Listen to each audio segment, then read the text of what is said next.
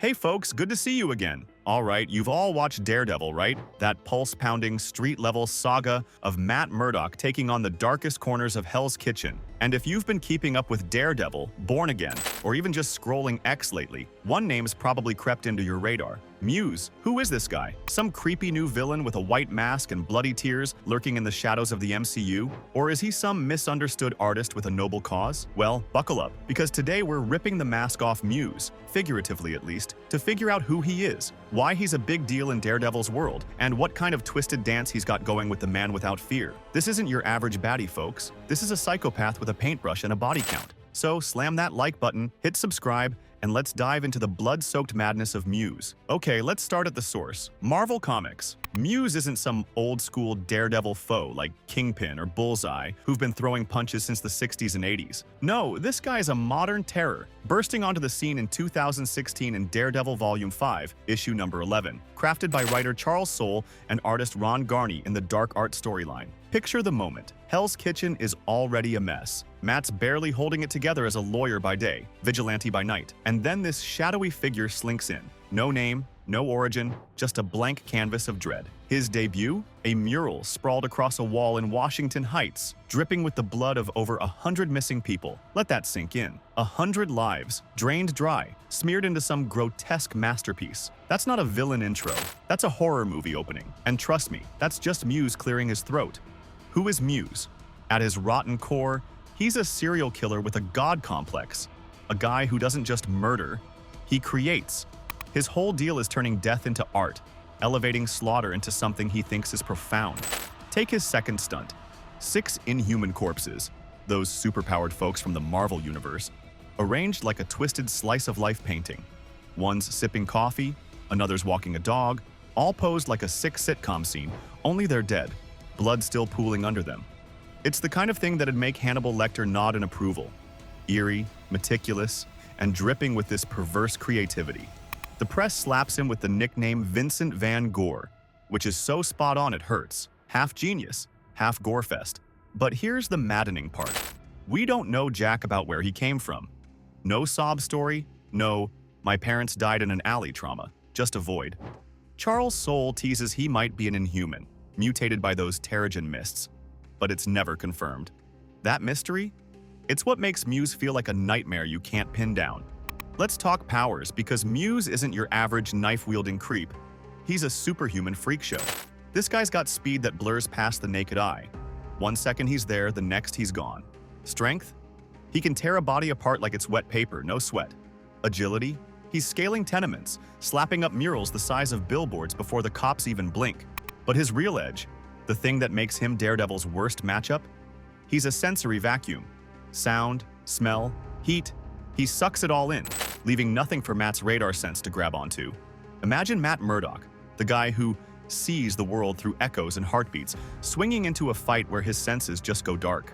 First time they tangle, in Daredevil number 12, Matt hurls his billy club, usually a dead-on shot, and Muse snatches it midair, snaps it like a pencil, then tosses a fake grenade as a middle finger before vanishing. It's a slap in the face. Matt's whole game is out-hearing his enemies, and Muse just laughs it off. Now, is he important to the story? Hell yes, he's a walking earthquake in Daredevil's world. Let's rewind to that dark art. Matt's already stretched thin, lawyer by day, masked hero by night, when his sidekick, Blindspot, aka Sam Chung, stumbles onto that first blood mural. Sam's this eager kid Matt's training, a wannabe hero with homemade gear, and he's all in. But Muse? He doesn't play nice. Matt and Sam track him to an abandoned building, and it's a trap straight out of a slasher flick. Bodies strung up, still alive, bleeding out for Muse's next canvas. The fight's brutal. Matt's swinging blind, Muse is a phantom, and then it goes south fast. Muse ambushes Blindspot, pins him down, and gouges out his eyes. Picture that. Sam's screaming, blood everywhere. Matt too late to stop it. Muse doesn't even stick around to gloat. He just bails, leaving Matt cradling his maimed protege. That's not just a loss. That's a scar on Matt's soul, a guilt trip that digs deep. But Muse isn't done shaking things up. After that, inhuman cops snag him. Yeah, those superpowered peacekeepers from New Attilan, and lock him away. You'd think that's the end, right? Nope. Fast forward to the Devil's Reign arc. where Wilson Fisk's mayor of New York, cracking down on vigilantes with an iron fist. Muse breaks out, and what does he do? Starts painting again. This time, massive graffiti tributes to heroes like Daredevil and the Punisher, using dead NYPD officers as his medium.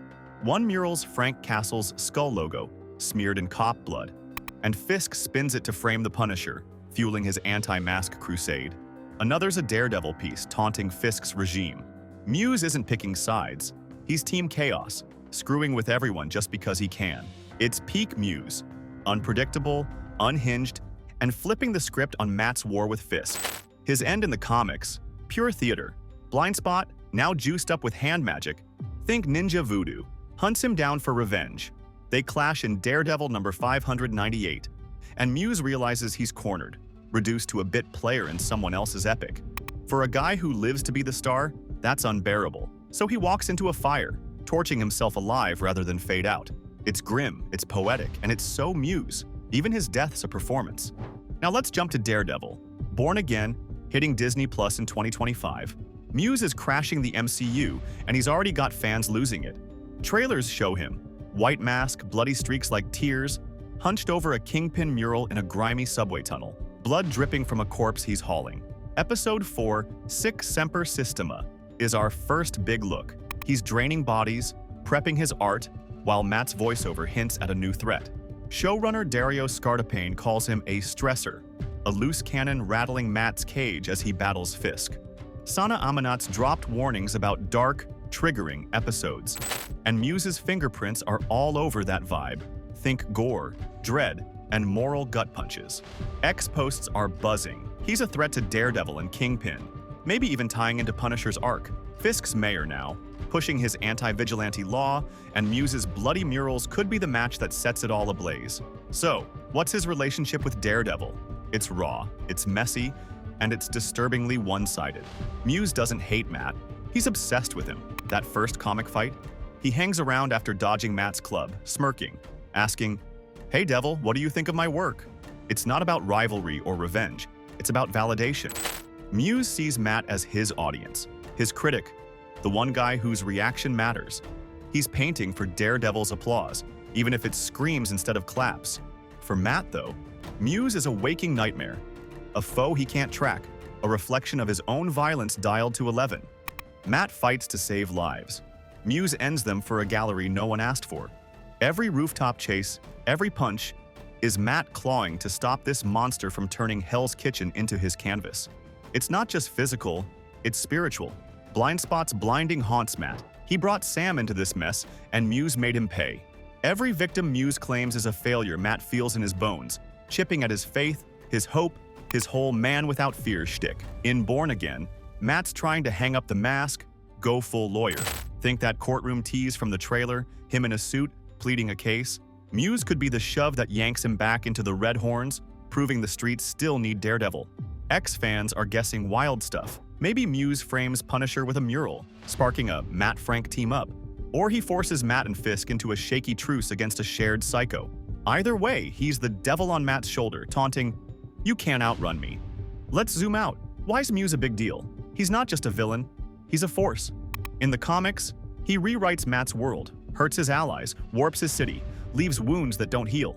Blindspot's eyes don't grow back. Those 100 victims don't come home. Muse's chaos lingers, a stain on Hell's Kitchen. In the MCU, he's primed to do the same. Scardapane's hinting at massive ripples into Season 2, and Muse fits the bill. Maybe he's the bridge to Punisher's war, or the spark for Fisk's downfall. His importance isn't in Fisk's throne, it's in the wreckage he leaves, the questions he forces Matt to face. How far can you go before you're the monster? Muse isn't here to brawl with Daredevil. He's here to haunt him, to paint his nightmares in blood. Alright, there's your deep dive on Muse, the blood-soaked artist who's got Daredevil's number in ways even Kingpin can't touch. He's a psycho, a powerhouse, and a total wildcard who's about to turn Born Again into a horror show. What do you think? Can Matt take this guy down? Or is Muse gonna paint the town red? Literally. Drop your theories in the comments. I'm stoked to see what you've got. If this breakdown got your gears turning, smash that like button, share it with your Daredevil posse, and subscribe for more MCU madness. We're just warming up, so keep your senses sharp and watch out for the shadows. Muse might be lurking. Catch you next time.